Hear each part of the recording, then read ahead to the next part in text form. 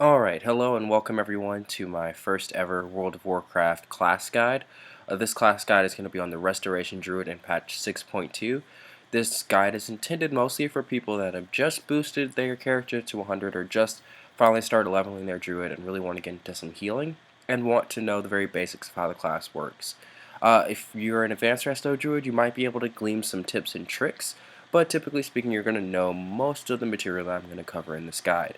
This guide is going to cover talents, glyphs, rotation, and just some general tips and tricks. So without any further ado, we're going to go ahead and get started. I'm going to start talking about talents first because oftentimes talents can affect how we actually play our rotation and which spells become important and which ones aren't.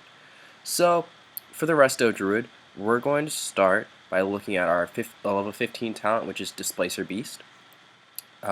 You also have the choice between Feline Swiftness or Wild Charge. First, I just want to start by saying that all these guys are relatively viable, depending on the content that you're doing.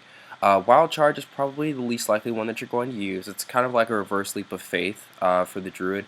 It basically launches you towards an ally's location. There aren't a lot of situations where this is going to be great in PVE. In PvP, it sounds like it actually will be pretty good, but even then, I think the other two talents might still be better. But for PvE, not really viable. Then you have the choice between Feline Swiftness or Displacer Beast. Basically, what Feline Swiftness does is just a passive 15% movement speed increase, which is just always going to be good. It's passive, you don't have to click a button for it. Moving faster is always better, specifically if you're doing a lot of 5-man content, because if you're doing heroic 5-mans, people are probably just chain pulling everything anyway. If you're doing challenge modes, moving faster is always more important. So I would probably pick Feline Swiftness more if I was doing 5-man content, but it's also very relevant in raids as well. But then you have Displacer Beast, and basically this is like Blink for the Druid, but shoots you into cat form when you do it. And it also increases your movement speed 50% for 4 seconds after you use the ability. This can be really good in a lot of scenarios, mostly in raids though, when there's just something really, really dangerous underneath your feet that you have to get out of at that moment in time, or you're going to die. Or something's about to come crashing down on top of you. So think like Iron Reaver whenever she lands, that kind of thing. Or just really, really painful fire. Or being able to outright just blink through certain mechanics and not take any damage. You can do that in a lot of occasions, and Displacer Beast is really great for that. Typically speaking, though, I don't like this as much in 5-man dedicated content because of the fact that there's more tight corners, and Displacer Beast isn't great in tight corners. You kind of tend to run into walls. So typically speaking, I would say Displacer Beast is the go-to for raiders, whereas Feline Swiftness is better for 5-man content, but you can obviously pick and choose either one. It's not going to hurt you at all. Level 30, we have a choice between Ysera's Gift, Renewal, and Cenarian Ward. Let's just go off and say that Cenarian Ward just doesn't really compare with the other two guys. It just doesn't do nearly as much healing as the other two abilities do. So your choice is really just down between Renewal and Ysera's Gift. Renewal seems like it would be amazing. It's a really, really powerful 30% of your maximum health self-heal, which can be very, very, very potent. Typically speaking, though, it's not going to be the talent of choice here unless you're in progression content where the raid is constantly calling for people to use personal cooldowns to deal with things. Then Renewal is a great personal cooldown that you can add. It will be very, very useful for you there. But honestly, it just comes down to Ysera's Gift just beats out the other two talents by a mile in most scenarios. 4% of your maximum health every 5 seconds is really, really potent. I was just standing next to some guys in my shipyard, the guys that were fighting, so they're never at full health, and it was healing them for like 11k, which is, I mean, it's not huge, but I mean, it's bigger than ticks of your rejuve, and it's completely passive, doesn't cost you mana or a global cooldown. It's absolutely insane. Ysera's Gift, you can do, like, if you're doing like heroic 5-man content, like this ability can be up there in the top 4 or 3 in terms of your overall healing done. It can be that potent. So Ysera's Gift should be the go-to for most. Your level 45 talent does not matter.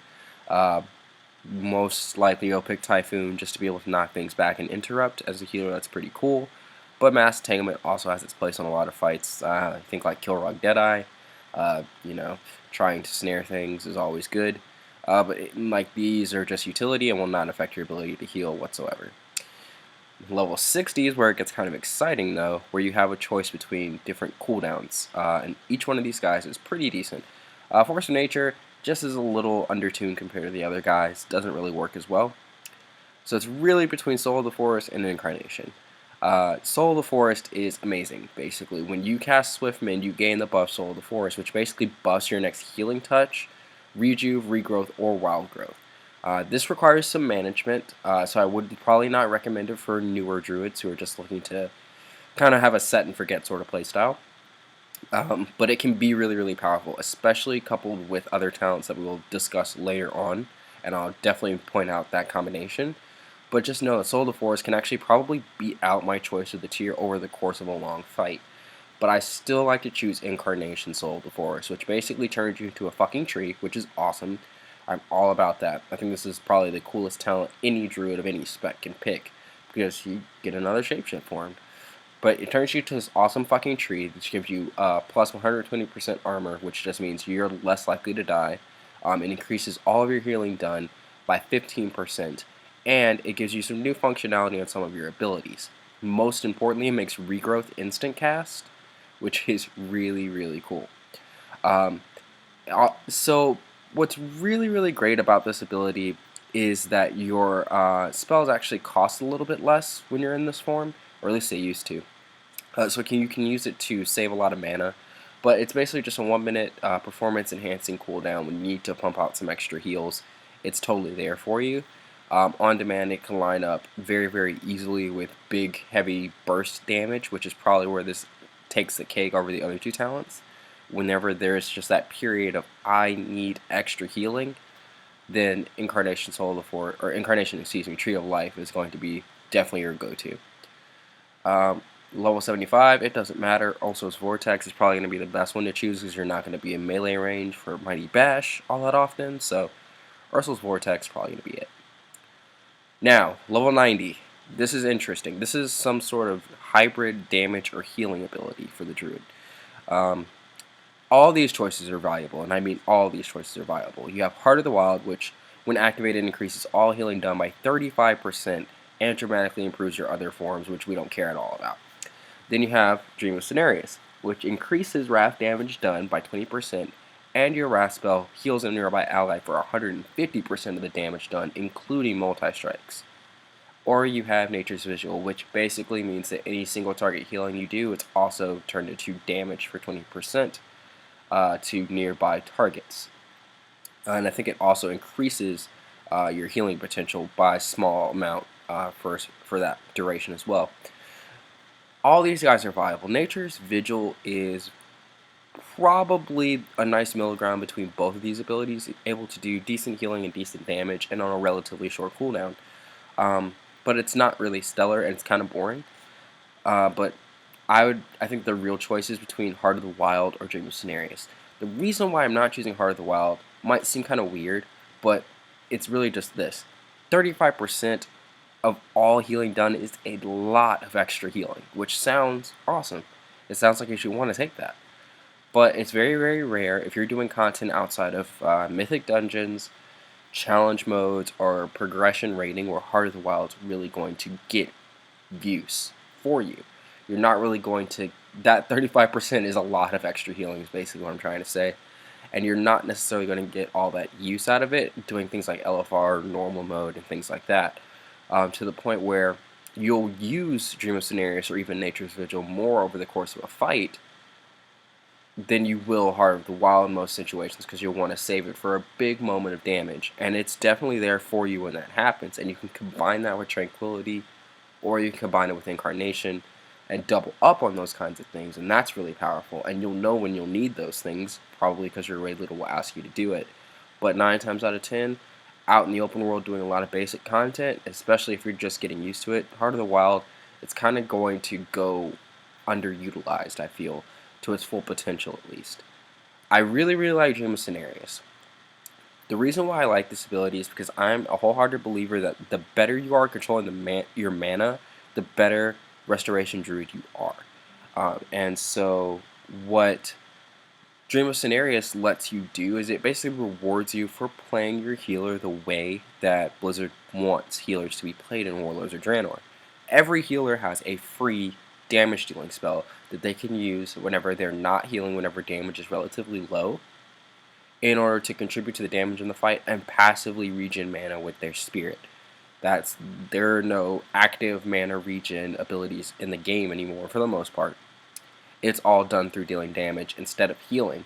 So for instance, priests have smite, they have penance, um, uh, restoration shaman have lava burst and lightning bolt, and we have wrath. Wrath is completely free for us, but what this does is it increases the damage of wrath and then heals somebody nearby for 150% of that damage. That's actually quite a lot, and over the course of a fight it can really rack up. But basically, this talent just gives you another completely free heal that you can use at any point in time. No matter if you have 100% mana or 0 mana, you have a completely free heal to fall back on, which is tremendous in my opinion in terms of saving your mana and still being able to do healing. And in 5-man content, I can pretty much just heal an entire dungeon with this, Life Bloom, and Wild Mushroom. Because it can be that strong. And not only that, but you're also contributing to the damage in the group, which is overall the best form of damage reduction you can get. The sooner things die, the sooner they stop hitting you. So that's why I picked Dream of Cenarius. Any one of these guys is very good though. Heart of the Wild, if you really are taking crazy damage, you're going to need that 35%, but realize that 35% is actually quite a lot. Dream of Cenarius if you're having trouble with mana, or you're just starting out in the class. And Nature's Vigil if you want to kind of find a middle ground between the both of them, and you just want to be able to contribute to the damage here and there, but also have increased healing here and there as well. And then finally, level 100. All these talents are really, really interesting and change the playstyle of the Druid just a little bit, and can get better depending on certain spells that you take. First, you have Moment of Clarity, which basically means that your Omen of Clarity, which is something that procs that gives you free regrowths or healing touches, lasts for 7 seconds, which is crazy. So you have this window of 7 seconds where you can cast spells for free instead of just that proc being consumed by one cast. That's crazy. And if you take Soul of the Forest, which allows you or buffs your regrowth and your healing touch, and you're casting those for free, you can do some crazy, crazy healing with this guy. The problem with it that I see is that it is very, very RNG related. That's the only issue. And I wouldn't also suggest taking it if you're new to the Druid class, because it's also dependent on your ability to keep Life Bloom up 100% of the time. And sometimes Life Bloom does fall off, guys, and it's usually not the end of the world. But if you take a Moment of Clarity, it really is, because you're essentially wasting an entire talent point every single second you don't have Life Bloom up if you take Moment of Clarity. Not only that, it's hard to line this up as well with big damage, but that's okay. Overall, if you pick Moment of Clarity, you have a really fun sort of RNG field tier class, which is not always a bad thing. Some people like to play like that, and if that's you, go ahead and take Moment of Clarity. You have my pick of the tier, which is Germination, which just very simply means you can apply 2 rejuvenations to the same target. And your rejuvenation's duration is increased by 3 seconds. So I think my rejuve now lasts like 12 seconds, which is pretty crazy, and I can apply 2 of them, which just basically means for tank healing, I've got it. But this just means that overall, you are going to be putting out more heal over time effects over the raid, be able to blanket the raid more easily by casting 2 rejuvenations on a target. Even if one falls off, the second one will still be there, and you can continuously spread that out throughout the raid, so it makes blanketing even easier. So in all honesty, this is better for AoE situations than anything else. But it's also, in my opinion, the general go-to in both single target and AoE, because it also helps with tank healing. Simply having 2 germination or 2 rejuves on a tank is very important as well. So it's very difficult to pick out when one of the other 2 talents in this tree would be better than germination, because it's just very good. Rejuve is usually between your second and your first place healing spell on your meters. Having 2 of them obviously is good. Finally, you have Rampant Growth. Rampant Growth basically means that your Swiftman healing is increased by 20%, and it has no cooldown. So what's to stop us from spamming it? Well, when you choose Rampant Growth, it means that your Swiftman will function like it used to, and it will consume one of your rejuve or regrowths on your target. So this requires some management again, because it requires you to cast regrowth and rejuve before you cast rampant growth, and then you have to recast them again, which is obviously not a bad thing. Older druids will be completely used to this anyway, because this is how the spell used to function. But for newer druids, it can kind of be a lot to manage. I will say that again, this combined with Soul of the Forest is really, really good, because Swiftmend is what procs Soul of the Forest. So you can kind of see where that becomes very, very strong. I would say that if you're doing a lot of single target and tank healing, or people are select things are targeting people and they're dipping really low, or healing absorbs are placed on people that need to be healed through, then Rampant Growth is probably the best talent for those types of fights. Like I said, you can kind of mix and match with a lot of these. They're all viable, but my personal playstyle is to go for a very mana conscious sort of setup, and I think this is probably the most mana conscious setup that you can get. Let's talk briefly about glyphs. The ones that I've chosen here are regrowth, which basically means that my regrowth no longer has a hot component, but has a 40% chance to crit additional. This is awesome because it means if I'm going to be casting an emergency heal on someone, I want it to be a big emergency heal. However, you're not going to want to take this if you've taken it's slipping my mind now. Rampant Growth is a talent because you want the extra hot to potentially be consumed by Swiftmend. But this might definitely be a glyph you want to take if you're taking Moment of Clarity, because then those are humongous heals that you're pumping out completely for free. I've also taken Glyph of Wild Growth. Your Wild Growth can affect one additional target, but its cooldown is increased by 2 seconds. This is obviously something for raiders to take, because the one extra target is irrelevant in 5-mans. And obviously if you're doing a lot of 5-man content, you don't want to have this glyph on at all. Very simple. I like Dash.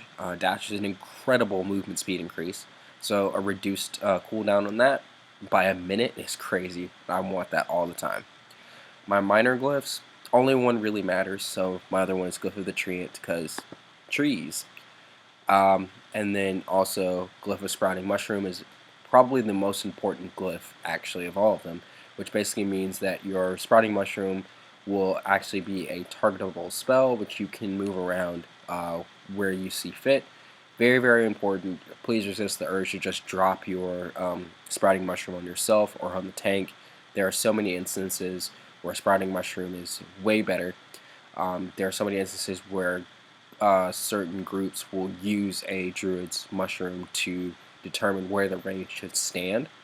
That's very important for you to also have Sprouting Mushroom, but honestly, around 3rd or 4th on my healing meter is Wild Mushroom, so you want to be able to target that where it's going to heal people, because it's basically just a rejuve on the ground for 3 people that lasts longer than rejuve does. So it's definitely relevant that you should be able to target that where it's needed the most.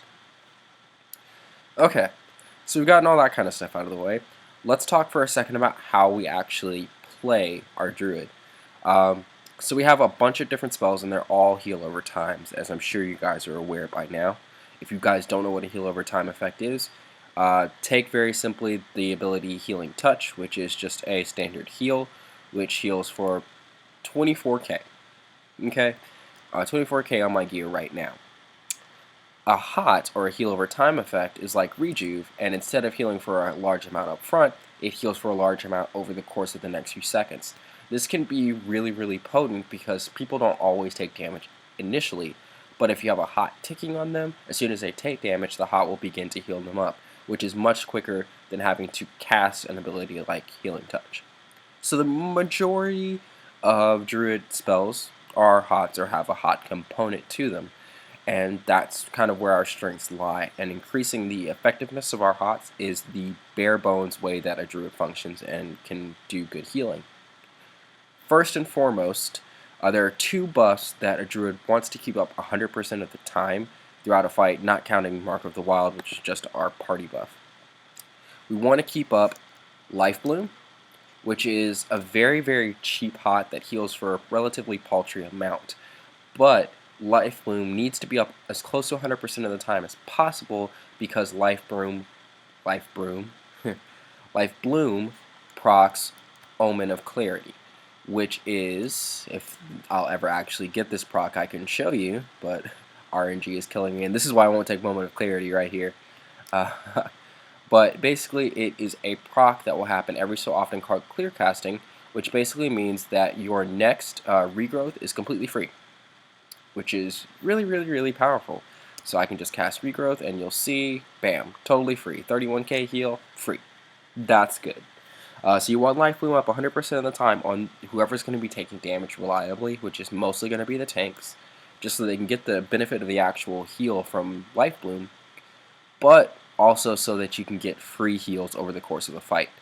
And there you see it proc again, and Regrowth, and awesome. There's another very important buff that Regrowth actually gives you, which is our Mastery, which is incredibly important to a Restoration Druid, and it's called Harmony.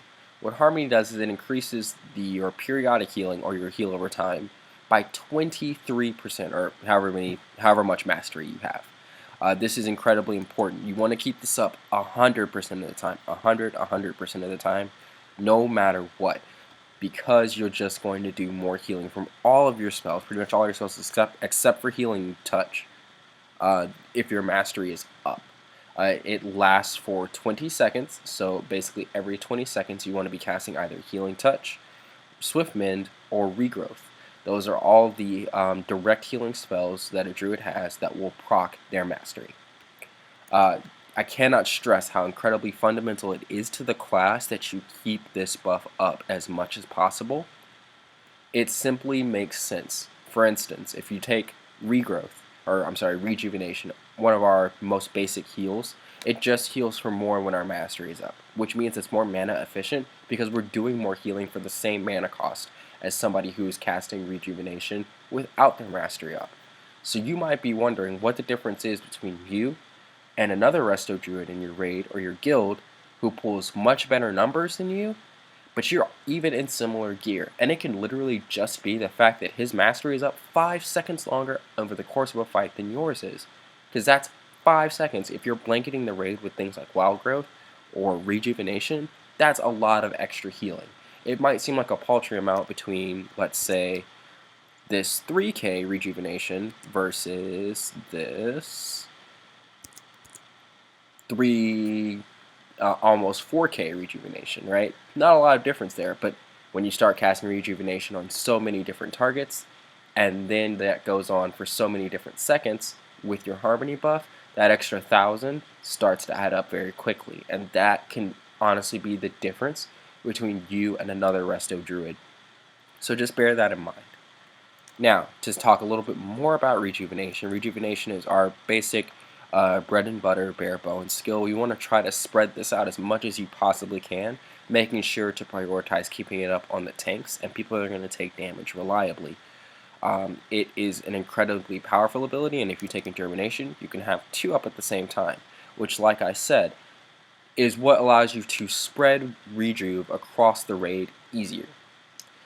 Basically what I mean by this is you'll get Germination no matter if you cast your second Rejuve when your Rejuve has 10 seconds left or 2 seconds left. So oftentimes it can pay to go ahead and blanket everyone with Rejuve and then go back and blanket them with Germination and then go back and blanket them with Rejuve again. And you can basically keep this cycle going and do a crazy amount of healing for your whole raid. So that's where Rejuve kind of becomes very, very powerful. Regrowth outside of your clear casting is still an ability that you're going to want to cast for 2 reasons. One, because it's your fastest single target, well, not your fastest, one of your fastest cast time spells for single target that will heal a target if they're about to die. 2, it does add a hot on there if you need one for Swift Mend. And 3, of course, it procs your Mastery. So if things are about to die, do note that you have Regrowth, right? And you can see its cast time is relatively quick, and its heal is a little bit bigger than Healing Touch's heal. Then you have Swiftmend. Swiftmend's a pretty unique spell that requires you to have a heal over time effect active on your target that's not Life Bloom, so Regrowth the Rejuve, and it heals the target instantly for a relatively small amount. It used to be a lot bigger, and if you take Rampant Growth, it will be a lot bigger. But it's just a nice instant cast single target heal that can keep up your Mastery. What's really great is that Swiftwind in and of itself has a 15-second cooldown, so it by itself can keep up your mastery if you're good at using it every 15 seconds. The problem is that you usually want to use Swiftwind or save Swiftwind when people start dipping really low. One, because Druids don't have a lot of single target heals, and we don't have a lot of single target heals that are really, really big, and that are really, really quick. So, like, typically don't want to try to save someone's life with healing touch. You'd rather have Swiftwind for that. So most of the time, people will not be casting their Swiftwinds. It's a little impractical to cast their Swiftwind every 15 seconds just to keep your mastery up. It's usually better to save it for when people are going to be taking a little bit of damage. But just know that it's totally there if you need it. Then you have Healing Touch, which is just a normal long cast time direct heal spell that costs a little more mana than it should for what it heals for. It's mostly just used to keep up your life bloom, which can also be refreshed with your single target heals, and to keep up your mastery. That's basically it. Then you have Wild Growth. Wild Growth is an amazing spell. It is going to, without a doubt, be the most healing done over the course of your fight 100% of the time.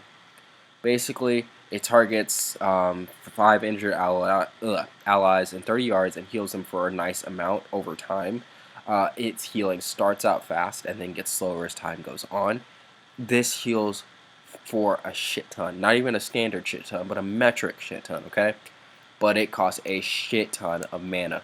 Let's look at the mana cost here. 12k mana, and then let's look at rejuice cost. 3k mana. It costs as much as 4 rejuvenations. So even though Wild Growth is an awesome, awesome heal, and when you're in Tree of Life form, it even affects 2 additional targets, which is crazy, right? So even though it's an awesome heal, please resist the urge to use this ability on cooldown because you will drain your mana really, really quickly if you do. Basic rule of thumb between keeping Life Bloom up 100% of the time and keeping your Mastery up 100% of the time, the only other thing that really determines how great of a Resto Druid you are is going to be if you are better at determining whether you should be using 4 Rejuves or casting Wild Growth. That's it. And it's no coincidence that Wild Growth costs about as much as 4 Rejuves, because Wild Growth hits 5 targets, right? So basically, if 4 people or less are taking moderate damage, you just want to be using Rejuve because it's more mana conscious. However, the second you get 5 targets or more, or the damage gets really, really bad and needs to be healed very, very quickly, then Wild Growth becomes better. But please, for the love of God, don't spam Wild Growth every single time the button comes off cooldown. I'd rather you think of it as a healing cooldown, a very minor one, than you would something to press on cooldown every 10 seconds, because your mana will never recover from that. That is the most important thing about being a Resto Druid in the grand scheme of things compared to the other classes, is keeping your mana tight. In general, the more mana conscious you are, the better Resto Druid you're going to be, and it all centers around Wild Growth. Wild Growth will push your mana bar to its limit. Couple of other important spells to know that you have, more on the cooldown side of things, is going to be Nature's Swiftness, which basically just makes your next Entangling Roots, Rebirth, Regrowth, or Healing Touch free, which just used when people dip low, pretty much, and it has a 1-minute cooldown. We already talked about Incarnation Tree of Life, so let's talk a bit about Iron Bark. Basically, it just reduces the damage a target takes by 20%. So it's probably going to be what you're going to use on the tanks, and it also increases the effectiveness of your heal over time effects when you get the enhanced Iron Bark perk from Warlords of Draenor. Bark Skin is basically the Druid's self version of Iron Bark, so it's usually not beneficial to Iron Bark yourself because you have Bark Skin for yourself. Okay. And then finally, we have our big AoE healing cooldown, which is Tranquility. It's incredibly powerful, but it's kind of ironic that it's the only spell that we have. Well, not the only spell that we have, but it's it is our only channeled spell. So it's the only spell that we have to stay still for, which I think is really funny. But it's an incredibly powerful ability. Most of the time, for any sort of coordinated group, the raid leader will be telling you when to use this ability. You won't have a lot of choice in it. But if you're doing LFR or if you're doing 5-mans, you are definitely going to be praised for best use of Tranquility, and you're going to probably overheal with it if you don't use it really well. Then finally, the last ability that I think is really, really important that we talk about that's unique is wild. Excuse me, have a little bit of a cold. Is wild mushroom. It basically just creates a fluorescence circle underneath a target, and if you glyph it, you can choose where it's cast, and that heals 3 allies for basically about the same as what your rejuve would heal for 30 seconds, which is actually really tremendous. So you want to place this wherever you're going to get the most use out of it, right? Sometimes it's going to be under the melee because you can always pretty much reliably know that at least the tank is going to take damage, right, for 30 seconds. But sometimes it can be under the range as well. It really just depends. And knowing where to place your wild mushroom, super important towards being an effective resto druid. So just remember you have that, and obviously you have the battle res rebirth, and the revival or revive ability as well. So that's kind of all the abilities that I want to talk about and how to play your resto druid. Basically, for most damage from low to moderate, you're going to be using healing. You're going to be using rejuvenation, while making sure that you're first and foremost keeping life bloom and harmony up 100% of the time, and keeping your wild mushroom down 100% of the time, wherever it's going to be needed the most. Anything that can't be dealt with those abilities, you're going to use rejuve for. If single targets start dipping really low, you're going to use regrowth. In order to keep your mastery up, you'll use healing touch. For AoE situations, for 4 or more targets taking, or 4 or less targets taking moderate damage, you're going to just use rejuve, while keeping wild mushroom and harmony up. Always keeping life bloom up because those free regrowths are awesome. And then using wild growth for 5 or more targets that are taking heavy damage, or just targets that are taking heavy damage that need to be healed quickly. And then finally, for dire rate damage, you're going to be using Tranquility. Notice I did not talk about Genesis. I know the ability exists. It's just usually way too expensive and requires a lot of setup to use. So I don't actually recommend that you use that ability at all. That's why you don't see it on my bars. Alright, so very, very quickly before we part, I want to go ahead and go over stat priority. The reason why I did this last is because, well, I'm not following it very well right now. And the reason being is because I was playing, what is it called? Guardian before this. So my gear is all enchanted and gemmed for mastery. But for your resto druid, you want haste more than anything else. Haste just means that our spells tick faster, so they heal quicker. Heal over times obviously are kind of slow compared to other heals, so the more haste we have, the faster our heals will be able to tick, and the faster we'll be able to throw them out because it reduces your global cooldown as well. Mastery is second, and it's still incredibly strong, which is not, so it's not a bad thing if you go mastery, because every point in mastery directly increases the healing done by your heal over times as well. A good combination of both will mean that your heals heal for more and heal quicker, which is great. After that, multi-strike is pretty good, but also versatility is fine, also crit is fine. Honestly, it's kind of a toss-up, but as long as you get mostly haste and mastery, which is what's prevalent on most gear, and spirit till you're comfortable, then you're going to be fine. Also, I didn't really talk that much about Dream of Cenarius, but basically, anytime there's just not a lot of healing to be done, you should be wrathing anyway, no matter if you take your Dream of Cenarius or not, because it's free. But obviously, you want to kind of prioritize a little bit more if you take in that talent, because it will actually be able to heal. Most of the time, that heal will just go to the tank if no one else is taking damage, but that's cool. It's usually around a 20k or more heal, which is awesome. So that's kind of the very, very basic idea of how to play Resto Druid. I know not a lot of that made sense because I'm just standing here in Mooglade talking about it, so I'm going to do 2 videos, one of me healing a Heroic 5-man, and one of me healing an LFR, so you guys can see how I take these things into account in a raid environment and in a 5-man environment, because there can be a little different, right? So thank you guys for watching.